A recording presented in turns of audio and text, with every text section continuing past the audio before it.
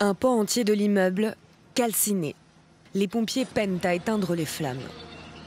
Ces immeubles résidentiels ont été visés par des frappes russes cette nuit. L'une des pires attaques aussi loin du front depuis le début de la guerre. Plusieurs victimes pourraient encore être coincées sous les décombres. Les recherches sont toujours en cours. À près de 1000 km de là, non loin des positions russes à Kharkiv, des frappes de drones et de missiles ont touché 40 bâtiments et fait au moins des dizaines de blessés. D'abord, on a entendu 3 impacts pas loin, puis il y a eu une grosse explosion. Toutes les fenêtres ont été complètement soufflées et la fumée était très épaisse. Nous ne pouvions plus respirer. L'armée russe intensifie ses attaques ces derniers jours sur l'ensemble du territoire ukrainien. À l'approche de l'hiver, elle cible particulièrement les infrastructures énergétiques.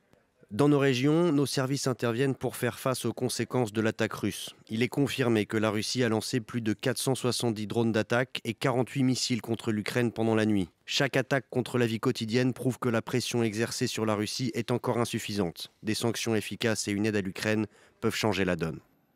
Volodymyr Zelensky est arrivé mercredi matin à Ankara pour réengager les pourparlers avec Moscou, dans l'impasse, bientôt 4 ans après le début de l'invasion russe.